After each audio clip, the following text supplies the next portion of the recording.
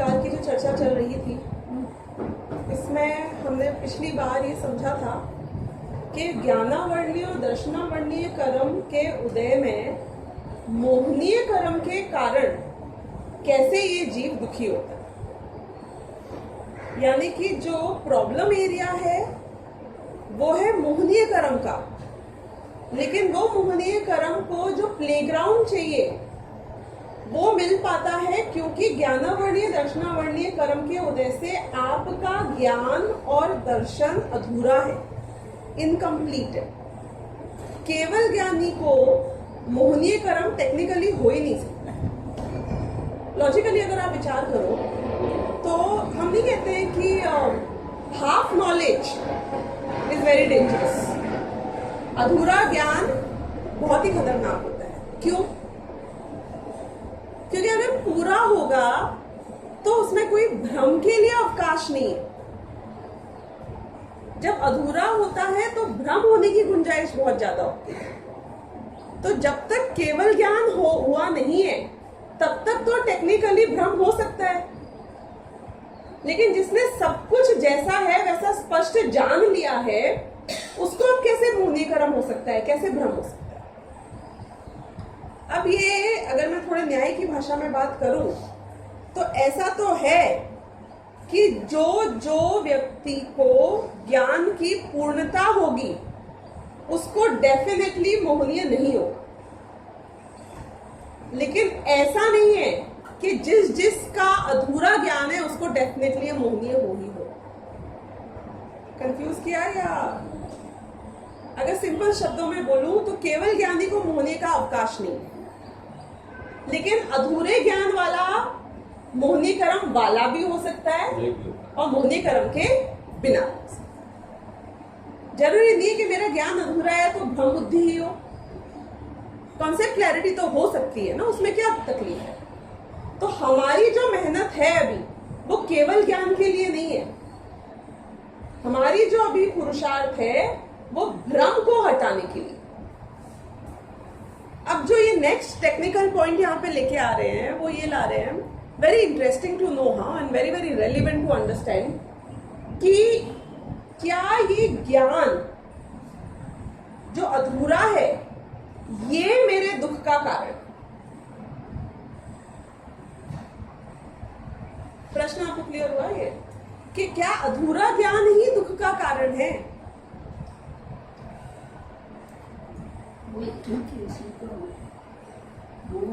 सब है ना, तो फिर दुख का ही कारण। तो मोहरा द्वेष तो मोहनीय कर्म का कार्य है। देखो हम एनालिसिस कर रहे हैं, डिसेक्शन कर रहे हैं समझने के लिए कि प्रॉब्लम एरिया कहाँ है, क्योंकि जब तक हम वो बीमार सेल्स नहीं आइडेंटिफाई कर पाते, ज्ञान तो मैं केवल ज्ञान करने से रहा। मैं आपसे बोले काम करो, अपना अधूरे ज्ञान को कंप्लीट कर दो, टेंशन खत्म, मोहनीय सब अपने आप चला जाएगा। करो करो, कैसे करते हो? पढ़ो किताबें, पढ़ो। आप बिजनेस क्यों कर रहे हो? पढ़ाई करो, धीरे धीरे अपना इतना ज्ञान बढ़ाओ कि केवल ज्ञान तक पहुंच जाए। आपको एक बात पता है, जो द्वादशांगी भी होता है ना, यू नो व्हाट इज द्वादशांगी? शुद्ध ज्ञान का उत्कृष्टतम ज्ञान। यानी कि अगर मैं बहुत लेमन लैंग्वेज में बात करूं तो ऐसा आदमी आपने देखा है जो जोरदार डॉक्टर है, हाईएस्ट लेवल का डॉक्टर भी है, हाईएस्ट लेवल का इंजीनियर भी है, हाईएस्ट लेवल का केमिस्ट भी है, हाईएस्ट लेवल का आर्किटेक्ट भी है, हाईएस्ट लेवल का सीए भी है,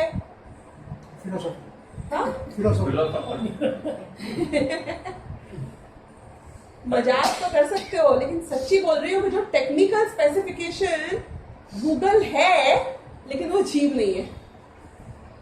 मतलब हर चीज की बेस्ट उत्कृष्टतम जो नॉलेज हो सकती है वो किसी जीव को हो सकती है, हो सकती है, होती है भाई। हाँ, आपको केवल नहीं, केवल ज्ञानी की बात नहीं कर रहे हैं, संसारी शुद्ध ज्ञान की बात कर रहे हैं, आपके मेरे जैसे जीवों की बात कर रहे हैं। उसमें इतना उत्कृष्टतम हो सकता है क्या ज्ञान किसी को कि जितने भी वोकेशंस हैं दुनिया के, आर्ट हो, क्राफ्ट हो, कारीगरी हो, मतलब ज्योतिष विद्या हो, all fields, all knowledge, vocations added together. हाँ, गणधर होते हैं, लेकिन सिर्फ गणधर ही नहीं होते। जो द्वादशांगी है, द्वादशांगी मतलब कि जितने भी टोटल ज्ञान पॉसिबल हैं श्रुत ज्ञान में, उत्कृष्टतम, मैक्सिमम, हाईएस्ट पॉसिबल, उस एक व्यक्ति को उतना ज्ञान। आप एक बार बता थे द्वादशांगी कोई नाम? हाँ, अभी कोई नाम? अंतिम हमारे जो शुद्ध केवली हुए हैं, उसके बाद कोई शुद्ध केवली नहीं हुए। भगवान महावीर के 500 साल बाद तक थे, अच्छा। उसके बाद कोई शुद्ध केवली नहीं हुआ, क्योंकि चौथे काल में तो बहुत होते हैं, लेकिन पंचम काल के बाद में अब धीरे धीरे हमारे ज्ञान का ह्रास होता जा रहा है। एक बात तो आपको शायद पता ही होगी वैसे तो, कि हमें लगता है कि आजकल के बच्चे बहुत इंटेलिजेंट हैं, आजकल के लोग बहुत इंटेलिजेंट हैं। सच्ची में ऐसा नहीं है। सच्ची में बुद्धि का ह्रास होता जा रहा है। हमसे 100 साल, 200 साल, 500 साल पहले के लोग हमसे ज्यादा बुद्धिशाली थे, और हम उनसे बुद्धिहीन हैं। आप बोलोगे कैसे? वो तो बैलगाड़ी वाले जमाने के, और चप्पल चटकाते थे और खेती करते थे। ऐसा नहीं है। बुद्धि की बात कर रहे हैं, बुद्धि की, समझ की, याददाश्त की। और यदि आप प्रैक्टिकली भी देखो तो आप लोगों को कितने फोन नंबर याद रहते थे, और आजकल के तो अपने माँ बाप के मुश्किल से याद कर पाते हैं। मतलब आपके पास टूल्स तो बढ़ रहे हैं, लेकिन बुद्धि ओवरऑल कम होती जा रही है। जितनी डिपेंडेंसी बढ़ती है टेक्नोलॉजी पे, उतनी बुद्धि कम होती है। हर चीज में देख लेना आप, जिस चीज की डिपेंडेंसी क्रिएट होगी, उस चीज की बुद्धि का ह्रास हो जाएगा। मतलब इसके लिए उदाहरण बहुत सारे हैं मेरे पास, पर मैं अभी देना नहीं चाहती हूँ क्योंकि बहुत समय लग जाएगा। लेकिन ख्याल आ गई ना ये बात कि बुद्धि का तो ह्रास हो रहा है ओवरऑल। अब वो ह्रास ऐसे नहीं होता है, वो ह्रास ऐसे ऐसे होता है। तो इसलिए जो हमारे अंतिम श्रुत केवली थे, या जो भी श्रुत केवली होते हैं, श्रुत केवली शब्द से ही समझ में आ रही है बात। श्रुत ज्ञान का जो उत्कृष्टतम रूप, केवल ज्ञान समान। केवल ज्ञानी में और श्रुत ज्ञानी में फर्क तो बहुत जमीन आसमान का है। क्यों? क्योंकि केवल ज्ञान प्रत्यक्ष है, श्रुत ज्ञान परोक्ष है। श्रुत ज्ञान में एक समय में एक ही जगह उपयोग रहता है, केवल ज्ञान में एक साथ रहेगा। इसलिए वैसे वाला कोई कंपैरिजन नहीं है। लेकिन शुद्ध ज्ञानी, मति ज्ञान, शुद्ध ज्ञान किस जीव में होता है? सारे जितने भी मनुष्य जीव हैं, जितने भी तिर्यंच जीव हैं, जितने भी नारकी जीव हैं, और जितने भी देव गति के जीव हैं, इन शॉर्ट जितने भी संसारी जीव हैं, इन सब में मिनिमम 2 ज्ञान होते हैं, मति ज्ञान और शुद्ध ज्ञान।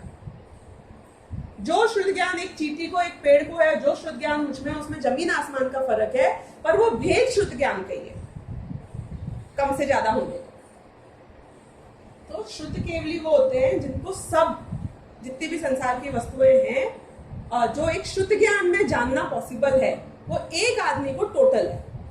वो शुद्ध ज्ञान कैसे प्राप्त होता है उनको, ये पॉइंट समझाने के लिए मैंने शुद्ध केवली समझाया। कैसे प्राप्त होता है कि पहले वो साइंस में डॉक्टरेट करते हैं, फिर मैथमेटिक्स में डॉक्टरेट करते हैं, फिर इस पे रिसर्च करते हैं। ऐसे होता है शुद्ध ज्ञान का। शुद्ध केवली के सर्वश्रुत की बात कर रहे हैं। सब निकल जाते हैं। हाँ, सब निकल जाते हैं। कर्मों का कोई लेना देना नहीं है इसमें। ज्ञान का क्षयोपशम तो है, पर निकलते निकलते कुछ नहीं है। They are like you and me, human beings, normal human beings. जैसे कोई ज्यादा इंटेलिजेंट, कोई कम इंटेलिजेंट होता है, शुद्ध केवली को बहुत ज्ञान। कैसे होता है पता है? शुद्ध केवली को सर्वश्रुत का ज्ञान एक एक विषय को पढ़ के नहीं होता है, प्रकट होता है, रिद्धि की तरह प्रकट होता है।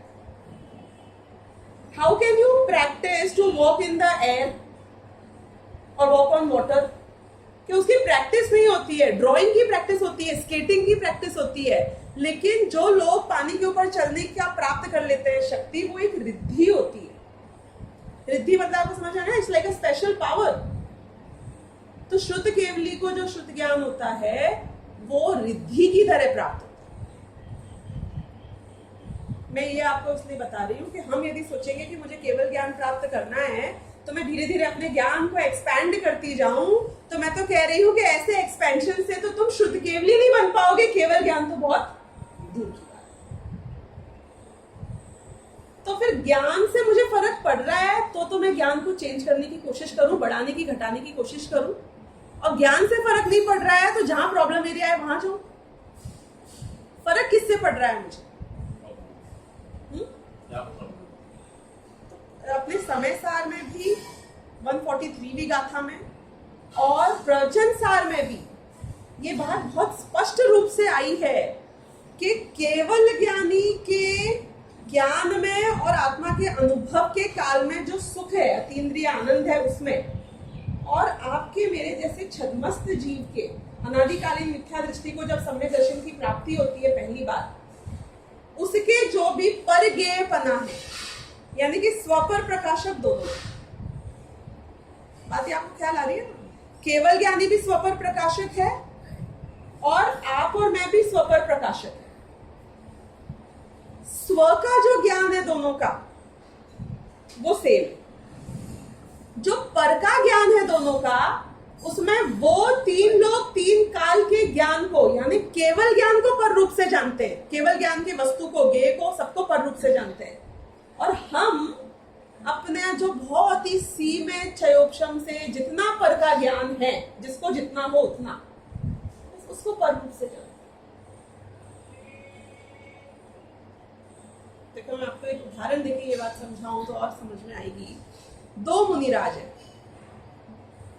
एक ने चक्रवर्तित्व का वैभव छोड़ा और मुनि बना, और दूसरे के पास में एक्चुअली में टोटल 500 रुपए ही थे और वो छोड़ा, एक जोड़ी कपड़े थे वो छोड़े और मुनि बन गया।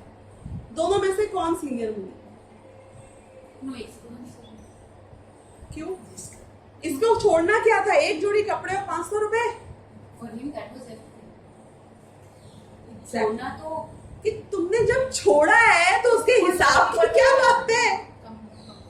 There is no comparison. क्या फर्क पड़ा? उसने भी छोड़ा और इसने भी छोड़ा, और इसने भी सर्वस्व छोड़ा और उसने भी सर्वस्व छोड़ा। इसका सर्वस्व 500 था और उसका सर्वस्व चक्रवर्ती था, तो क्या फर्क पड़ा? छोड़ने के बाद जो दोनों को आनंद आया अपरिग्रही होने का, उसमें तो कोई फर्क नहीं है। जितनी निश्चिंतता आई, जितनी निराकुलता आई, वो तो एक समान है। ऐसे ही जब स्वपर भेद विज्ञान हो, आत्मा का अनुभव हो, तो चाहे तुम केवल ज्ञान के विषयभूत जो तीन लोग तीन काल के पदार्थ हैं उनको पर रूप से जानो, या तुम तुम्हारे से क्षुद्र ये 5 इंद्रियों से जो एक समय में एक ज्ञेय बनता है उसको पर जानो। दोनों को पर जाना है। क्या फर्क पड़ता है साइज क्या थी पर की? मतलब गजब की बात सोचो, मेरे आत्मा के अनुभव में तो फर्क ही नहीं है दोनों के, क्योंकि दोनों के आत्मा की शक्ति में फर्क नहीं है, आत्मा के आनंद में फर्क नहीं है, तो पर से फर्क नहीं पड़ रहा। अब आप मुझे ये बताओ कि मैं मति ज्ञान और शुद्ध ज्ञान लेके भेद विज्ञान करूं, कि मैं मति ज्ञान, शुद्ध ज्ञान, अवधि ज्ञान लेके भेद विज्ञान करूं, कि मैं शुद्ध केवली बनकर भेद विज्ञान करूं, इससे क्या फर्क? तो फिर क्यों टाइम वेस्ट कर रहे हैं अपने ज्ञान को एक एक ईंट जोड़ के बढ़ाने की? क्योंकि ज्ञान ना सुख का कारण है, ना ज्ञान दुख का कारण। अब मैं ज्ञान को 2 प्रकार से विभाजित करूंगा। एक है ज्ञान की क्वालिटी और एक है ज्ञान की क्वांटिटी।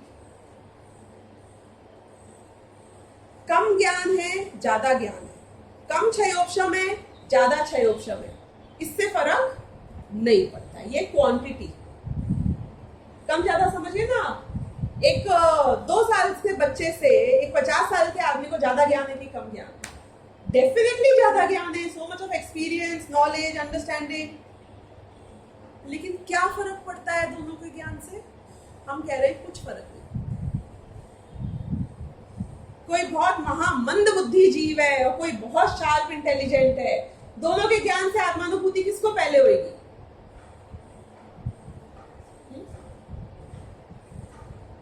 यदि कोई यहाँ पे समझो एक शुद्ध केवली बैठे हैं वक्ता की तरह और उनके श्रोताओं में बहुत मंद बुद्धि जीव है और बहुत तीव्र तेज बुद्धि जीव है, उनको क्या लगता होगा कि मेरे उपदेश से किसको पहले समय दर्शन की प्राप्ति होगी? किसी को भी हो सकती है तो तुम्हारी बुद्धि की क्वांटिटी से क्राइटेरिया ही नहीं है। स्टूडेंट की बुद्धि से फर्क ही नहीं पड़ रहा। सोचा कभी इस बारे में? क्यों शार्प है जल्दी समझेगा, मूड है देर से समझेगा? अरे ये अनुभव की चीज है।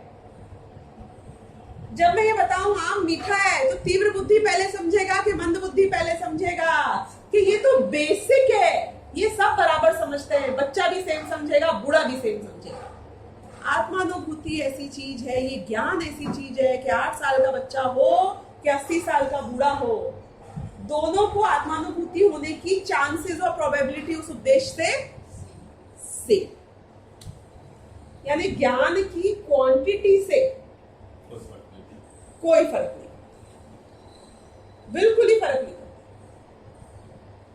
लेकिन ज्ञान की क्वालिटी से फर्क है।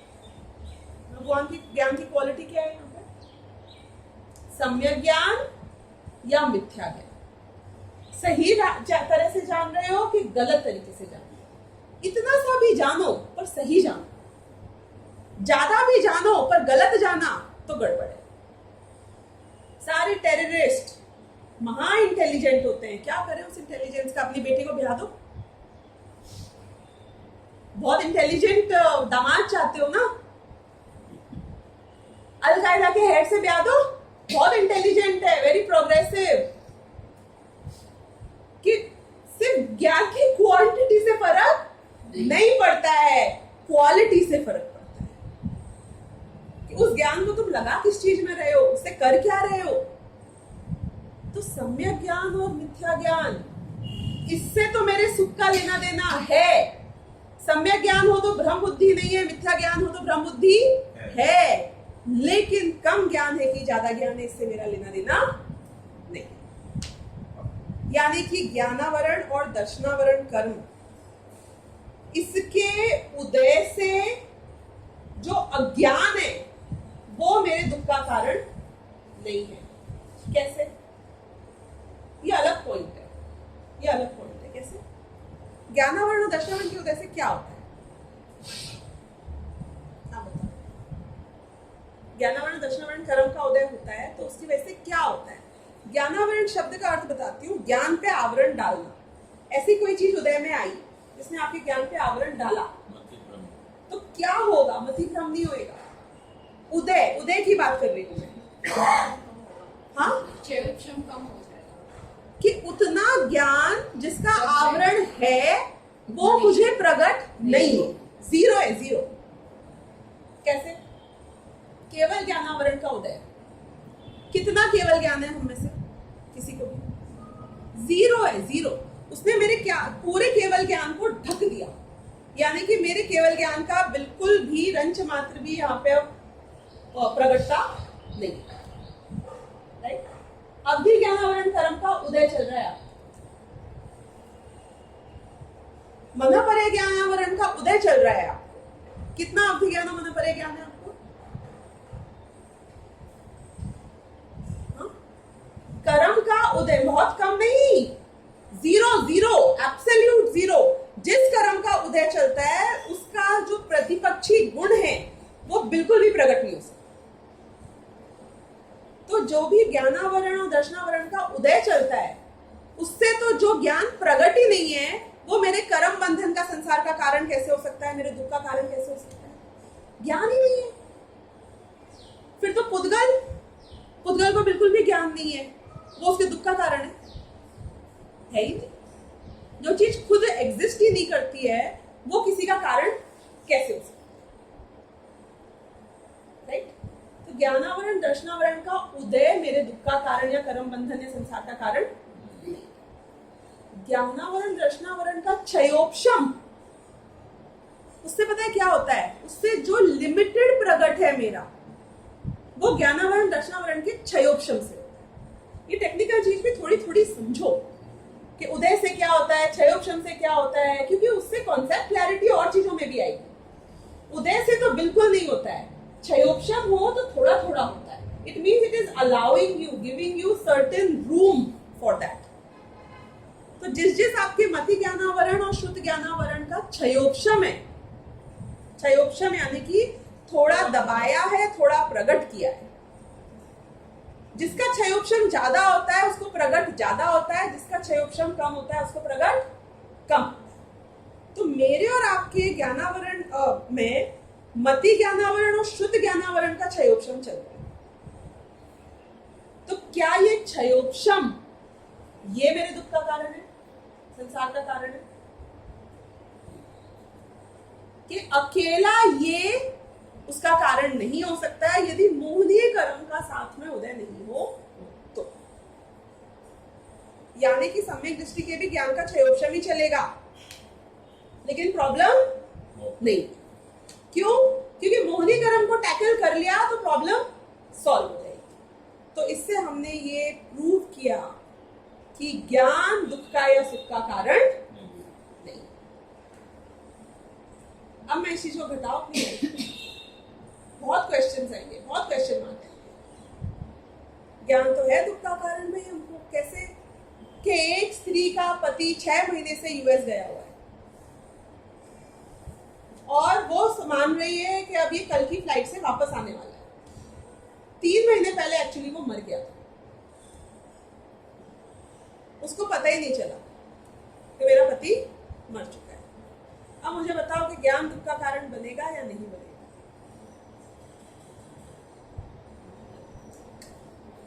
3 महीने से तो बहुत खुश है, आज तो इतनी एक्साइटेड है, और कल उसे जैसे ही पता चलेगा दुखी हो जाएगी। तो ज्ञान ही दुख का कारण है ना। कैसे आप बात करते हो कि ज्ञान दुख का कारण है?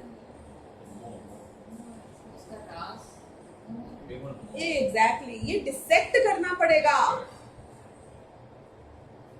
कि उसका ज्ञान दुख का कारण है किसको, कि जिसके ज्ञान में मोह का उदय साथ हो उसको। केवल ज्ञानी को उसी काल में ये पता था कि नहीं पता था कि इसका पति मर गया है, उनको क्यों दुख नहीं हुआ? अगर ज्ञान कि कोई आदमी मर गया है ये दुख का कारण होता तो दुनिया के हर व्यक्ति को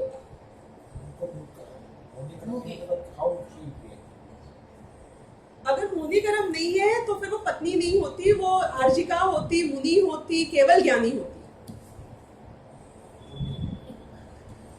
क्योंकि हमको जो जोड़े रखता है वो मोह ही तो है, राग ही तो है। तो इसलिए ज्ञान नहीं है, पॉइंट वो है। अब मैं इसको एक लेवल और ऊपर लेके जाऊं कि मेरा पांव कट गया और इसका ज्ञान मुझे हो रहा है, अब ये मुझे दुख का कारण है कि नहीं है?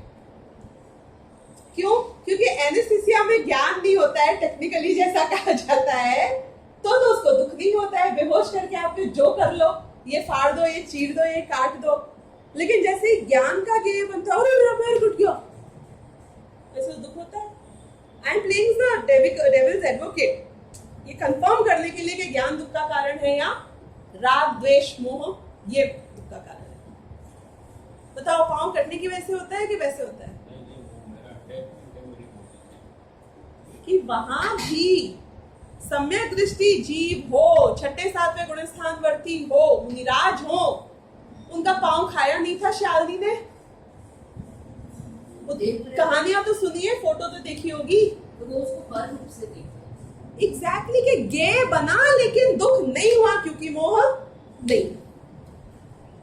टेक्निकली आपके शरीर के साथ कुछ भी हो, उससे आप कंप्लीटली डिटैच होकर उसको गे मान के जानो और फिर भी दुखी नहीं हो, ये प्रैक्टिकली ह्यूमन बीइंग्स के लिए पॉसिबल है। डिपेंड करता है किसकी अपेक्षा बात करते हैं, मुनिराज की अपेक्षा नहीं है।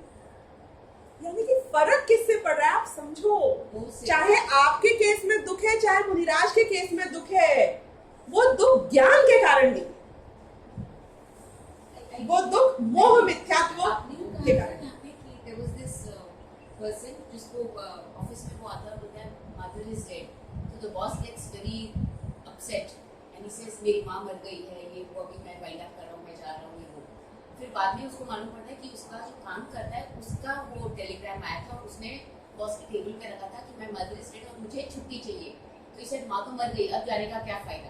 द पर्सपेक्टिव चेंज, क्योंकि राग he doesn't have राग towards the other one's mother, but खुद की माँ मरी तो उससे वो राग हुआ। so that whole thing changed। जैसे Right. अपन पर से पर चलते हैं। यहाँ आपने दो भिन्न व्यक्तियों की बात करी है, मैं कह रही हूँ कि हमारे ही केस में आप बात करो कि मैं स्वयं यदि अपने शरीर पे हुए आघात को, मैं इसलिए परद्रव्य से भी अब शरीर पे आ गई क्योंकि परद्रव्य को नहीं जानना फिर भी एक बार पॉसिबल है। कैसे कि पति 3 महीने पहले मर गया था, उसको पता नहीं चला 3 महीने तक, दिस इज पॉसिबल। लेकिन पाँव कट जाए 3 महीने तक पता नहीं चले, ये तो पॉसिबल नहीं है ना। यानी शरीर पे जो आघात हो रहा है वो नेसेसरीली ज्ञान का गे बनेगा, लेकिन उस ज्ञान के गे बनते हुए भी मैं उसे अनअफेक्टेड रह सकूं, ऐसा मैं अरिहंतों की बात नहीं कर रही हूँ, सिद्धों की बात नहीं कर रही हूँ, मैं मेरी बात कर रही हूँ कि पॉसिबल है या नहीं। कि पॉसिबल है, लेकिन जब तक मुझे मोह राग द्वेष है तब तक पॉसिबल नहीं। फर्स्ट लेवल है मिथ्यात्व, मोह के जाने का। आपको ये बात मैं फैक्ट बता रही हूं कि जितनी कष्ट या तकलीफ या दुख एक मिथ्या दृष्टि के पांव कटने पे उसको होता है, उतना कष्ट तकलीफ या दुख सम्यक दृष्टि के पांव कटने पे सम्यक दृष्टि को नहीं। जितना आनंद एक मिथ्या दृष्टि चक्रवर्ती को 6 खंड को जीतने का आता है, उतना आनंद एक छायक सम्यक दृष्टि चक्रवर्ती को 6 खंड को जीतने का नहीं है। आनंद यानी कि समझ लेना किस आनंद का, यानी जितनी आकुलता सुख की होती है उसको, अगर मैं सही शब्द प्रयोग करूं तो मिथ्या दृष्टि को जितनी तीव्र आकुलता सुख की आनंद की होती है, उतनी तीव्र आकुलता आनंद की मिथ्या दृष्टि को, सॉरी सम्यक दृष्टि को नहीं। मैंने जो शब्द प्रयोग किए आपको ख्याल है क्या? आनंद का भी आकुलता होती है, खुशी की भी, एक्साइटमेंट की भी आकुलता होती है। हार्ट फेल तो दोनों में होता है ना, बहुत बड़ी अच्छी न्यूज में और बहुत बड़ी बुरी न्यूज में। यानी आकुलता, आपका हार्ट बीट जो फ्लक्चुएट हो रही है वो दोनों ही केसेस में हो रही है। तो जितनी गृद्धता पूर्वक आनंद, जो सिनिस्टर आनंद, जो आकुलता रूप आनंद मिथ्या दृष्टि को हो सकता है पुण्य के उदय में और पाप के उदय में, दोनों ही केस में उतनी आकुलता सम्यक दृष्टि को नहीं। रोते पिटते सेम दिखेंगे, मरते मारते सेम दिखेंगे, चिल्लाते हुए सेम दिखेंगे, लेकिन अंतरंग में जो उनका वेदन है उसमें फर्क है, क्योंकि उसकी अनंतानुबंधी के लेवल का राग है और इसके अप्रत्याख्यानावरण के लेवल का राग है। बट इट डजंट व्यवहार में नहीं दिखता है जब इतना समझ आ जाती है। किसको? दूसरों को। सम्यक दृष्टि को अगर ज्ञान में आ गया है तो बाहर में दिखाई नहीं देता है। देखो, चौथे गुण स्थान वर्ती हो और 5वें गुण स्थान वर्ती हो, मैं इन दोनों की भी बात करूं तो आपको और ख्याल आएगा।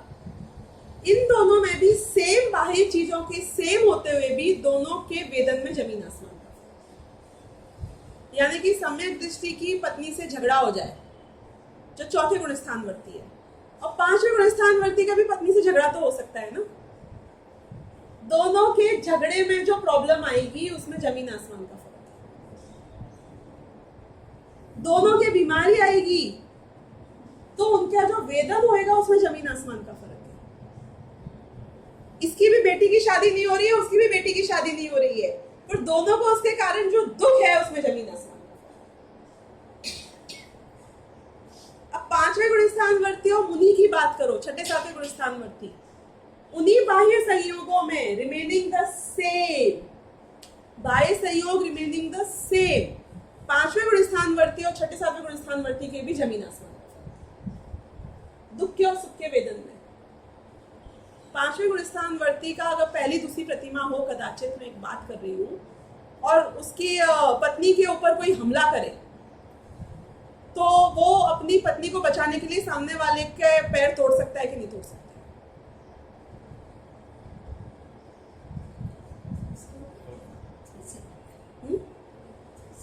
तोड़ सकता है, तोड़ सकता है। पत्नी को बचाने के लिए भी तोड़ सकता है, खुद के ऊपर कोई हमला करे तो भी डेफिनेटली कर सकता है, बच्चों को बचाने के लिए कर सकता है, अपने मंदिर को बचाने के लिए भी कर सकता है। क्योंकि जो अहिंसाणु व्रत है उसमें भी विरोधी हिंसा का त्याग नहीं है। वो ऑफेंसिव नहीं होएगा, पर वो डिफेंसिव हो सकता है। दोनों में फर्क ख्याल आ गया ना आपको? दूसरी की पत्नी को हथियाने के लिए, दूसरे की जमीन को हथियाने के लिए तो नहीं जाएगा, लेकिन कोई उसके ऊपर हमला करेगा तो बचाने के लिए कर सकता है। हमला नहीं करेगा, बचाव करेगा। बचाव करे, हमला नहीं करेगा। बिल्कुल बिल्कुल। पर विरोधी हिंसा हो जाती है ना, मैं अपना बचाव भी करूंगी, आपने मुझे मारने की कोशिश करी, मैं अपना हाथ लाई, हो सकता है मेरे हाथ से आपका हाथ टूट जाए, या मैंने आपका हाथ मरोड़ा, तो क्या हुआ इस सबसे? कि उसके जो कसाई की तीव्रता है, जो क्रूरता है, वो उतनी नहीं है। क्यों? क्योंकि क्रूरता कब होती है? परिणामों की क्रूरता पे यदि आप एनालिसिस करो तो 3 प्रकार के बिजनेसमैन की बात करती हूँ।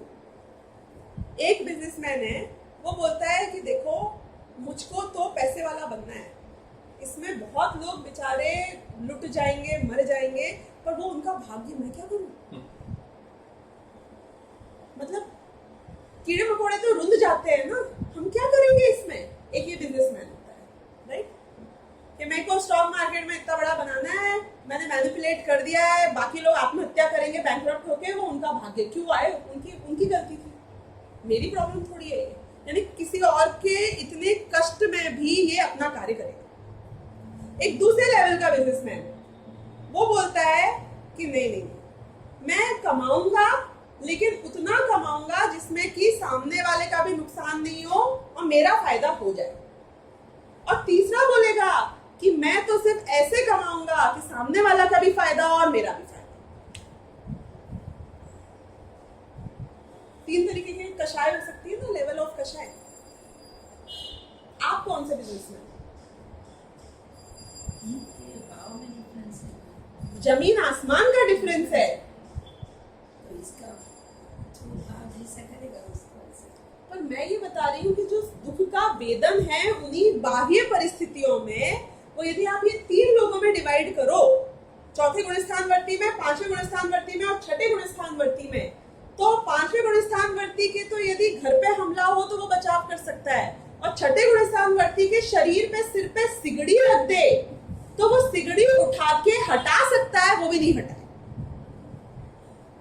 आप डिफरेंस देखो। और उस दोनों परिस्थिति में ये तो बाह्य की क्रिया नजर आ रही है, अंतरंग के वेदन की बात करो। 5वें गुणस्थान वर्ती को ज्यादा आकुलता है, अगर उसके सारी अनुकूलताएं हैं तो भी। आज्ञाकारी पत्नी हो, आज्ञाकारी बच्चे हो, बहुत धन संपत्ति हो, कुशलता पूर्वक कार्य चलता है, तो भी 5वें गुणस्थान वाला ज्यादा आकुलता और दुख वाला है, और 6ठे 7वें गुणस्थान वर्ती के सिर पे सिगड़ी रखी हो और वो ज्यादा आनंद वाले है, ज्यादा सुख में वेदन का। वेदन की डिफरेंस बता रही हूँ, इसमें आप लोग और आंसर। चौथे गुणस्थान से लेके और मिथ्या दृष्टि से लेके रादर 6ठे 7वें गुणस्थान तक ज्ञान से क्या फर्क पड़ा? कि सबने एक रूप में पर अनुकूलता या प्रतिकूलता को जाना, लेकिन वो महादुखी और ये महासुखी, क्योंकि फर्क पड़ा है मोहनीय कर्म का, मोह का, और उसके बाद राग और द्वेष।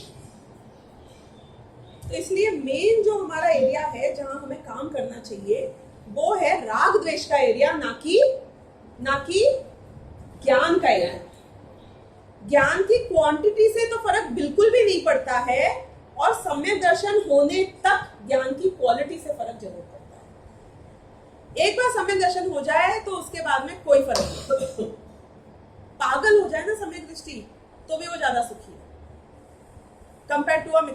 the most intelligent guy.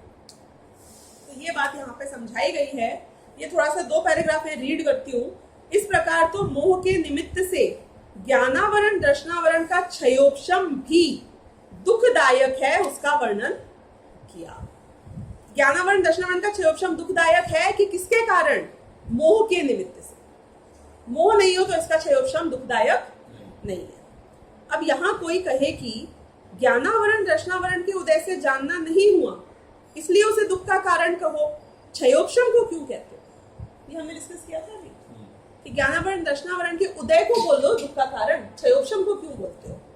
तो समाधान है, यदि जानना न होना दुख का कारण हो तो पुद्गल के भी दुख ठहरे,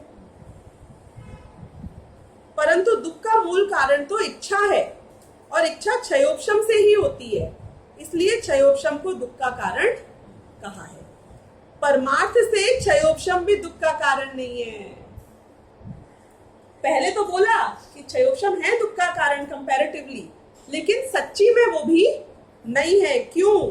क्योंकि जो मोह से विषय ग्रहण की इच्छा है वही दुख का कारण जान.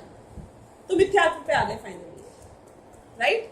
अब विशुद्धि यू रीड दिस. मोहनीय कर्म के उदय से होने वाला दुख और उससे निवृत्ति, पेज नंबर 50. ये बहुत अच्छा विषय है, एक बार रीड करके फिर मैं इसको एक्सप्लेन करती हूँ. बहुत इजी, बहुत सिंपल है. और यहाँ पे जो जिस व्यक्ति की बात करेंगे उसमें अपने आप को घटित करके विचार करना जब ये पढ़े. ठीक है, पढ़ो बेटा.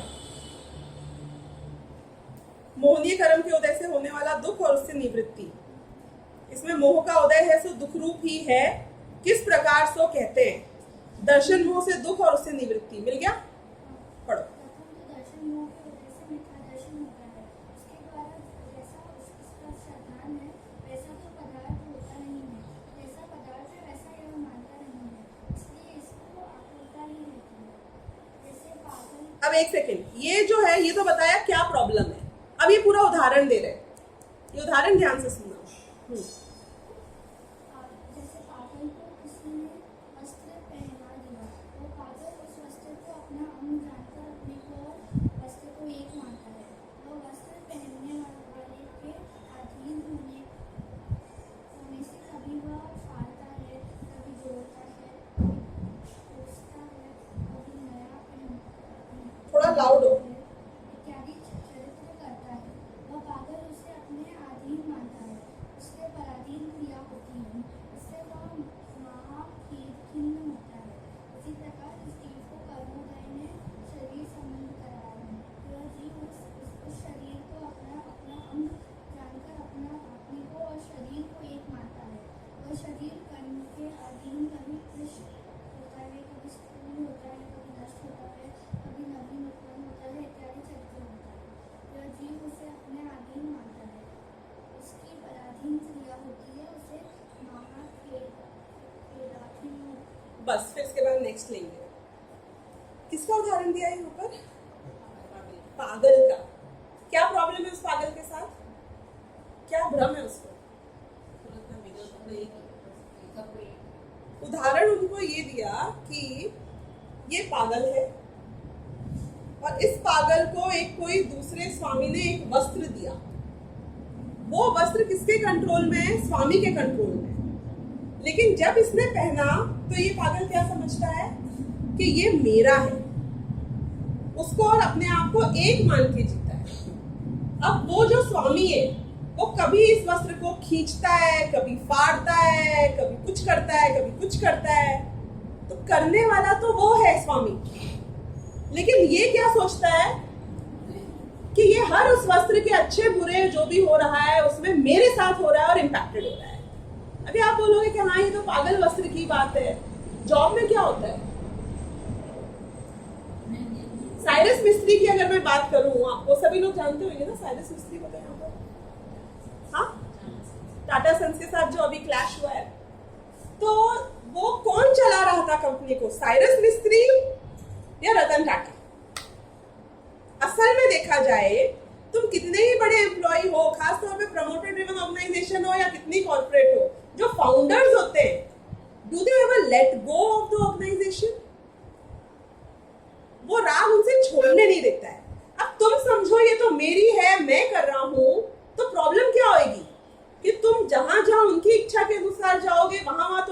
मैं चला रहा हूं। जहां तुम उनकी इच्छा से टेढ़े होगे वहीं वो खींच लेगा और तुमको वहां से निकाल। ऐसा मेरे साथ हो रहा है कि नहीं? अब विचार, क्या आपको जो ये शरीर मिला वो किससे मिला? किससे मिला? तुमने पैदा किया था ये शरीर, आपने डिसाइड किया था मुझे ऐसा शरीर यहाँ पे मिल जाए। आप डिसाइड करते हो कि मेरा कितना एज होएगा, शरीर कितना पतला होएगा, मोटा होएगा, बीमार होएगा, स्वस्थ होएगा। ये तो कर्म का उदय है जिसके कारण ये शरीर मुझे मिल गया है।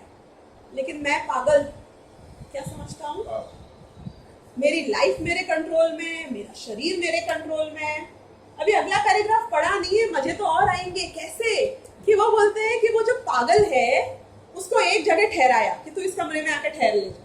वहां पे कुछ और आदमी आए, कुछ हाथी घोड़े आए, थोड़ा धन संपत्ति रखी हुई थी। तो ये क्या समझा पता है बेवकूफ? इस कमरे में जो कुछ भी है वो तो मेरा है। ऐसा होता है हमारे साथ। ये पागल इस शरीर में आया, हाथी घोड़े में गाड़ी घोड़ा समझ लेना, प्रॉपर्टी समझ लेना। वहां पे कोई गाड़ी आई, कोई लोग आए, पति पत्नी दोस्त रिश्तेदार, हमारे पास कोई धन संपत्ति आई। किसके कारण? कौन इस सब का कारण कौन था? कर्म का उदय, राइट? एक कोई पुद्गल कर्म, उसके उदय में मुझे ये चीजें यहाँ पे मिल गई। क्लियरली बोला गया था कि आज रात के लिए आप इस कमरे में हो। क्लियरली बोला गया है कि इस भव के लिए, थोड़े काल के लिए तुम इन लोगों के बीच में हो। लेकिन ये पागल क्या करता है? ये शरीर और उसके अलावा जो हाथी घोड़े यहाँ पे थे वो सब मिला के समझता है ये सब मेरे हैं। उससे भी बड़ी प्रॉब्लम क्या कि ये सब मेरे कंट्रोल में चलना चाहिए। I am the king of this room. तुमको सोसाइटी का सेक्रेटरी बना दें तो तुम कैसे विचार करते हो? मेरे हिसाब से सब चलना चाहिए। एक टीम का मालिक बना देते हैं ऑफिस में, तुम कैसे समझते हो I am the king of this office? साहब जी, हुजूर जी, वो लोग वहां से निकलने के बाद जिंदगी भर याद ना करें तुमको, बस यहाँ पे मुस्कुराते हैं। क्यों? क्योंकि they are bound by a certain infrastructure. लेकिन हम किस चीज के ऐंठ में जीते हैं? सब मेरे हिसाब से चलेगा और चलना चाहिए, और नहीं चलता है तो क्यों नहीं चलता है? इसके कारण प्रॉब्लम क्या होती है कि टोडामल जी की भाषा में वो कहते हैं कि तू पागल है। पागल पता है कौन होता है? मैं थोड़ा डिफाइन करूंगी साइंटिफिकली भी पागल को। पागल कौन होता है आपकी नजर में? Why is he called पागल? लिटरली पागल हम किसी व्यक्ति को क्यों बोलते हैं? बिल्कुल भ्रम बुद्धि है जिसको, जो जैसा है वैसा मानता नहीं है, जैसा मानता है वैसे चीजों को कन्वर्ट करना चाहता है, उसे तो पागल कहते हैं। मिथ्यात्व की मोह की परिभाषा इनने पहले सेंटेंस में क्या दी कि दर्शन मोह के उदय से मिथ्या दर्शन होता है, उसके द्वारा जैसा इसके श्रद्धान है वैसा तो पदार्थ होता नहीं है। वो पागल का श्रद्धान है मैं प्रधानमंत्री हूँ, वैसा पदार्थ नहीं होता है। वो अपने आप को कुछ भी समझता है, वैसी चीजें होती नहीं है, और जैसा पदार्थ है वैसा ये मानता नहीं है। इसे कहते हैं ना पागल। और इसलिए आकुलता करता है, इसलिए परेशान होता है, उसे ही कहते हैं ना पागल। आप सच्ची में किसको डालते हो पागल खाने में? उसी व्यक्ति को डालते हो ना। केवली भगवान की नजर में सच में देखा जाए हम सब संसारी जीव पागल हैं, और ये पूरा संसार एक बहुत बड़ा पागल खाना है। क्यों? क्योंकि ये पागल को कर्म शरीर देता है, और ये हर व्यक्ति में जा जाके शरीर को कुछ नहीं हो जाए, पत्नी मेरे हिसाब से चले, पति मेरे हिसाब से चले, बच्चे मेरे हिसाब से चले, धन कम नहीं हो जाए, ज्यादा हो गया है, इसको इतना दे दूं, उसका इतना कर दूं। पूरे दिन भर आकुलता करता रहता है, क्या सोचकर ये सब मेरे कंट्रोल, ये सब मेरे। सच्ची में हम पागल नहीं। सोचा कभी केवली भगवान की नजर से हम कैसे दिखते होंगे उनको? जब हम बोलते हैं कि खाना अच्छा नहीं है, तो केवली भगवान की नजर से सोचो कि हम कैसे लगते होंगे उनको। कहाँ क्षुद्र वृत्ति में पुद्गल से सुख की ये आकांक्षा करता है और आकुलता करता है। सोचो, जब मैं कहता हूं गर्मी लग रही है, ठंडी लग रही है, जब मैं शरीर के ऊपर एक एक चीज को चेंज करना चाहता हूँ, मोटा पतला गोरा काला, पागल नहीं लगते हैं?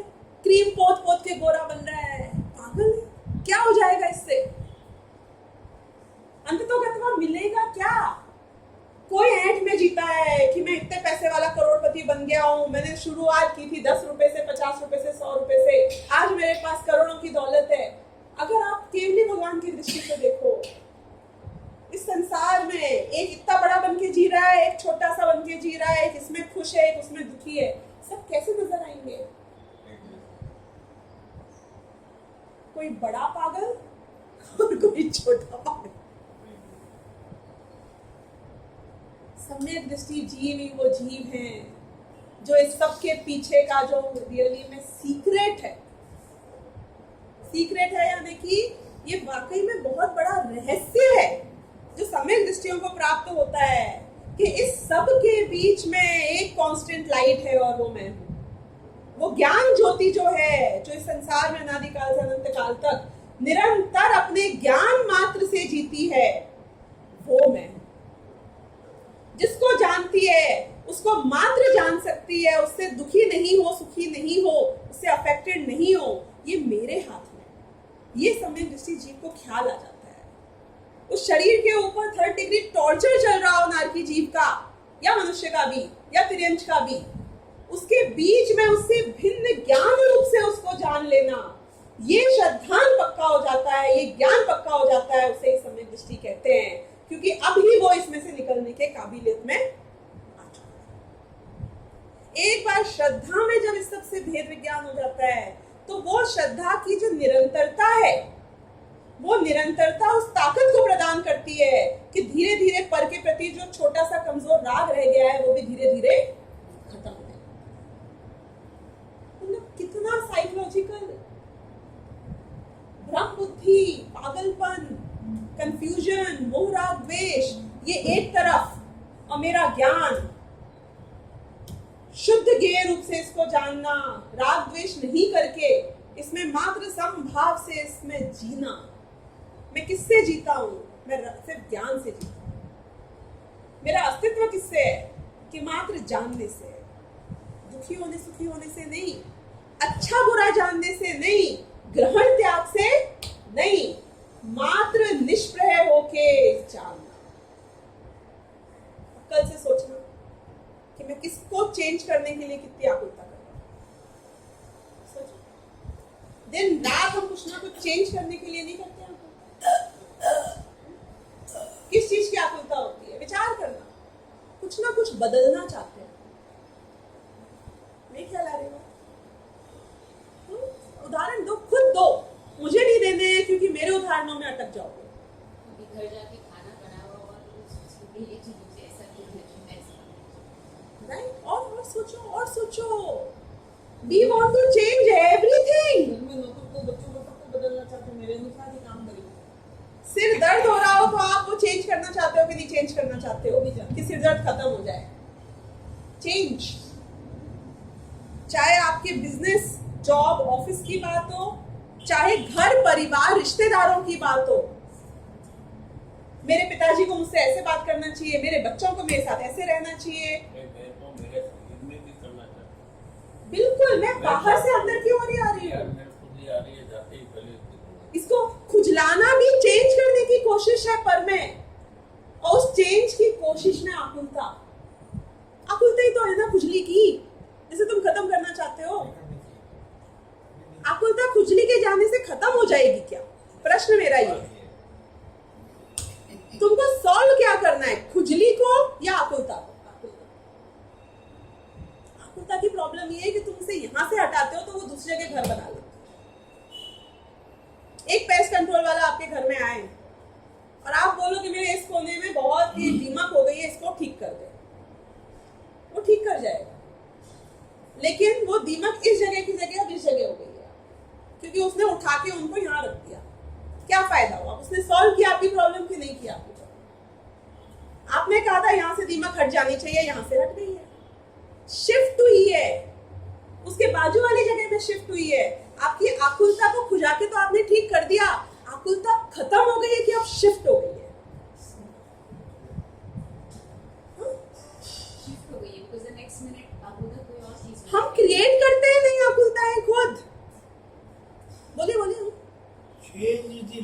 नेचर, ये यथार्थ ज्ञान हो जाए तो भव का अंत हो, दुख का अंत हो जाए। चेंज तो है लॉ का नेचर, यानी कि पर्याय तो प्रति समय हर द्रव्य की होगी, लेकिन मेरे लिए इंपॉर्टेंट क्या है? वो एक निगोदिया की भी हो रही है, केवल ज्ञानी की भी हो रही है। मुझे निगोदिया जैसी पर्याय पलटनी है कि केवल ज्ञानी जैसी? यही जीने का तरीका है, everywhere, every time, every kind. बिल्कुल, इसे ज्ञान कहते हैं, कोई इसे ज्ञान, इसे ही कहते हैं कि जान ले। यथार्थ ज्ञान। सम्यक दर्शन नहीं हुआ है। बिल्कुल बिल्कुल बिल्कुल। वो नहीं होता तो भव भ्रमण आप देख सकते है, अंत याद है। कहीं भी चले जाओ, किसी पर्याय में जाओ। किससे मुक्ति की? जय कृष्ण मूर्ति, जय कृष्ण मूर्ति की, राइट राइट राइट। हाँ, वो यथार्थ की बात है, यथार्थ। मतलब सम्यक दर्शन। वो कहते हैं बाकी सब बेकार है, केवल यथार्थ हो जाए, मतलब सम्यक दर्शन। सम्यक दर्शन नहीं होगा तो कुछ नहीं होगा। एक यथार्थ को जानना है और एक यथार्थ को यथार्थ मानना है। यथार्थ को जानना सम्यक ज्ञान है, और यथार्थ को यथार्थ मानना, ग्रहण करना, एक्सेप्ट करना, ये सम्यक। इसी में जीवन लग गया तो बेड़ा पार। वो मानने की बात ही नहीं करते, वो केवल जानने की बात है, वो केवल जानने की बात है। तो बहुत चीजें जानेंगे और मानेंगे नहीं तो इसमें क्या? वो एक ही बात करते हैं, यथार्थ। जानना और मानना और उनकी बात करें तो मैं आती हूँ, पर जो ये पॉइंट हमने शुरू किया है, एक बार इसको और आगे बढ़ाएंगे कि आकुलता जब शिफ्ट हो जाती है तो आकुलता शिफ्ट होने पे आकुलता खत्म नहीं होती। ये बहुत इंपॉर्टेंट बात है समझने की। और हम जितने एफर्ट्स कर रहे हैं अभी, वो सारे एफर्ट्स शिफ्टिंग के कर रहे हैं, खत्म करने के नहीं कर रहे। बहुत गहरी बात है ये, इसको बहुत ध्यानपूर्वक विचार करना जो मैं कह रही हूँ। हर चीज में सोचना, हर चीज में। मतलब आप यदि बिजनेस कर रहे हो, आपने टारगेट बनाया मुझे 100 करोड़ का टर्नओवर करना है, आपके 100 करोड़ का टर्नओवर हो जाएगा तो 100 करोड़ करने की आकुलता खत्म हो जाएगी कि 100 करोड़ अचीव करने के बाद तुम अगला क्वेश्चन ये करोगे कि अब बिजनेस बंद कर दूं और मैं घर पे बैठ के अब आराम से रहूं क्योंकि 100 करोड़ हो गए हैं, कि अब 100 करोड़ से 125 करोड़ कैसे करने हैं? अब ये आकुलता शिफ्ट करते रहते हैं हम। शरीर की आकुलता जिन लोगों के नहीं होती है उनको परिवार की आकुलता ज्यादा होती है। जिनको परिवार की आकुलता पूरी नहीं होती है, यानी कि सही होता है सब कुछ, उनको समाज और देश की बड़ी बड़ी आकुलताएं हो जाती है। एंड कम बैक अगेन, देश की आकुलता करते करते सोनिया गांधी को अगर प्रॉब्लम हो जाएगी तो शरीर की आकुलता में लग जाएगी, शरीर की आकुलता सॉल्व करके आएगी, फिर देश की आकुलता में लग जाएगी। वी कीप शफलिंग बिटवीन आकुलतास ऑफ डिफरेंट सब्जेक्ट्स। किसी को फिजिकल है, किसी को मेंटल है, किसी को साइकोलॉजिकल है, किसी को सोशल है। आज बहुत लोगों को आकुलता हो रही है कि मैच की, मैं बता रही हूँ, आकुलता का सब्जेक्ट चेंज कर लेते हैं हम, लेकिन आकुलता खत्म करने के लिए क्या करें? मैं सोचता हूँ इस चीज की तो खत्म हो गई ना आकुलता, इसलिए मेरी प्रॉब्लम सॉल्व हो गई। अरे पर जो 10 नई बीमारियां खड़ी कर दी हैं उसका क्या? एलोपैथी में ये बहुत बड़ी गड़बड़ है, पता है आपको? एक प्रॉब्लम सॉल्व करता है, 4 प्रॉब्लम नई क्रिएट करता है। एंटीबायोटिक खाने के लिए जाएगा, वो देगा आपको डॉक्टर, आप जाओगे गला ठीक कराने, बोलेगा एक एंटीबायोटिक खाओ, 3 गोलियां और देगा। आप पूछोगे ये किसकी, तो बताएगा क्या बोलेगा?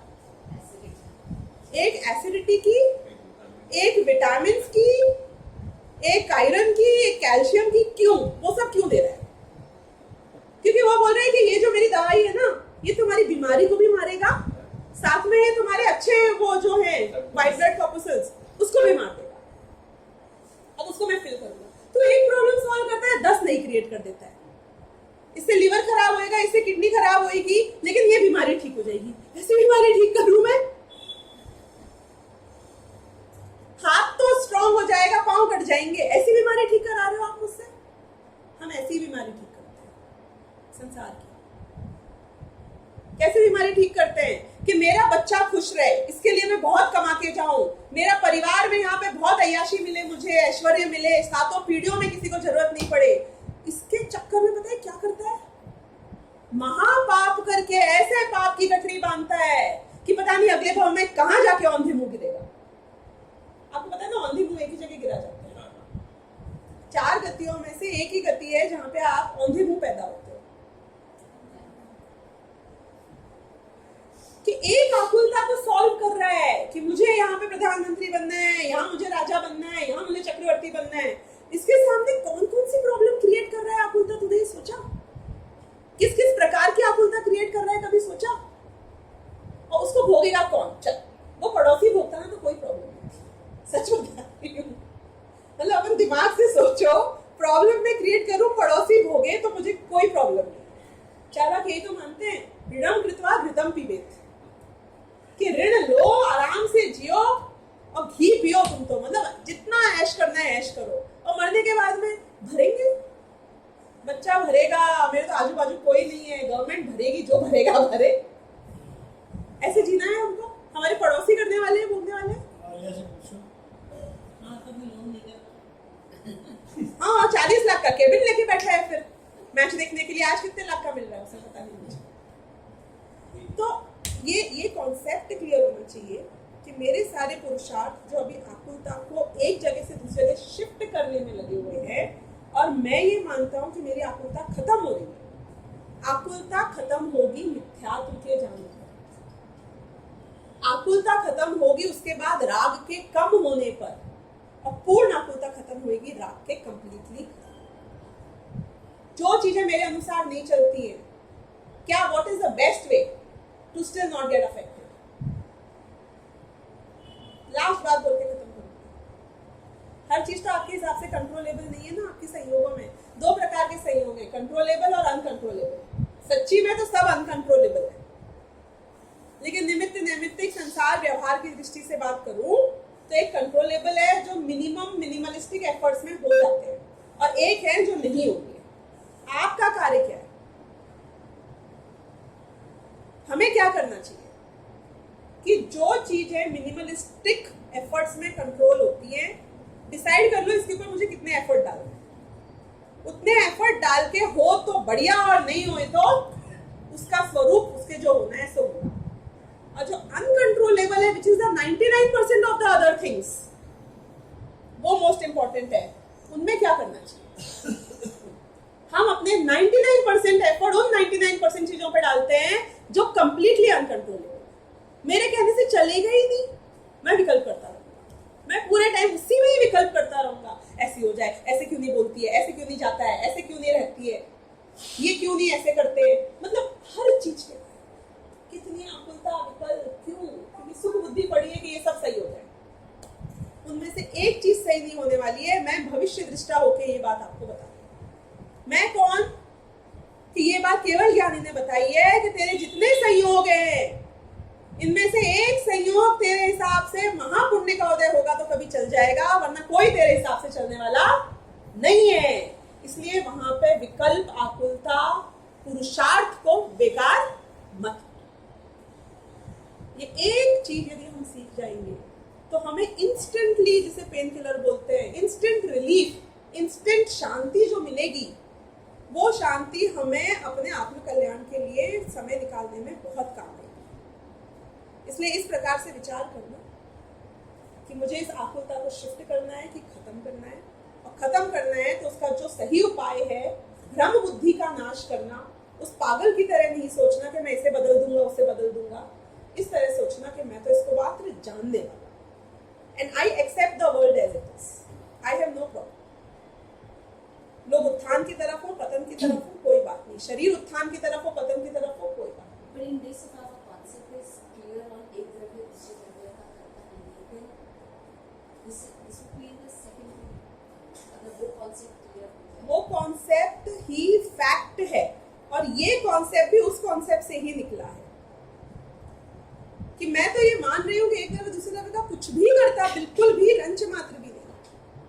लेकिन अब मैं कैसे जीऊं, मैं क्या करूं कि जितनी राग है, उस राग के कारण जितना विकल्प आया है, उस विकल्प को लिमिटेड और कंट्रोल रूप में डाल के निपटा। जैसे कि सपोज मैंने आपसे बोला कि आप दिन में 1 घंटा पढ़ो, स्वाध्याय करो, तो मुझे विकल्प आया, मैंने 1 बार बोला, मुझे विकल्प आया, मैंने 2 बार बोला। अब मैं क्या करूं? आप तो नहीं पढ़ रहे हो, तीसरी बार और बोल देते को ज्यादा विकल्प है तो उसके बाद में उसकी गति, उसकी होनहार, पिताजी जाते हैं मोक्ष और बेटा जाता है ना निगोद, शास्त्र भरा पड़ा है, है कि मैं अगर बहुत धर्मात्मा हूं तो मेरे बच्चे धर्मात्मा ही होंगे, ठीक है, जो होगा जिसकी होना करे। मैं उसको तो बदल नहीं पा रहा हूँ, आप प्रॉब्लम समझो। मैं इतना बोलकर आकुलता करके उसको तो कुछ नहीं बदल पा रहा हूँ, वो भी इरिटेट हो रहा है, और मैं खुद अपना वर्तमान और भविष्य कितना बिगाड़ रहा हूँ। I am punishing my self, not the other person alone. तो ऐसे काम करके फायदा क्या है? ये एक द्रव्य दूसरे द्रव्य का कुछ नहीं करता है। कि ठीक है, मैं तो ये भी कह रही हूँ कि पाप का उदय हो, सामने वाला आपको गालियां दिए जा रहा है और आपको बिल्कुल बर्दाश्त नहीं हो रहा है, क्या करोगे बताओ? बोलो क्या करोगे? मैं बोलूँ तुम कर क्यों सकते हो? तुम या तो वो गालियों को एक्सेप्ट करके दुखी हो सकते हो, या गे रूप से जान लो कि गालियां आ रही हैं, वो आ रही हैं, संसार का स्वरूप है, पाप का उदय होता है, लोग गालियां देते हैं, ऐसे निमित्त नैमित्तिक बन रहा है। अब मैं क्या करूं? कि तुम्हें कुछ करना ही नहीं है, जान लो, गालियां दे रहा है जान लो, तारीफ कर रहा है जान लो, मालाएं पहना रहा है जान लो, करना क्या है? कि कुछ नहीं करना है। तो मैं अपनी शांति को कैसे कायम रखूं? कि भेद विज्ञान, एक ही रास्ता है, भेद विज्ञान, भेद विज्ञान, भेद विज्ञान। हमारी परिस्थिति मतलब हमारे भूमिका से लेकर केवल ज्ञान होने तक एक ही उपाय है, भेद ज्ञान। ये करो, सहजानंदी शुद्ध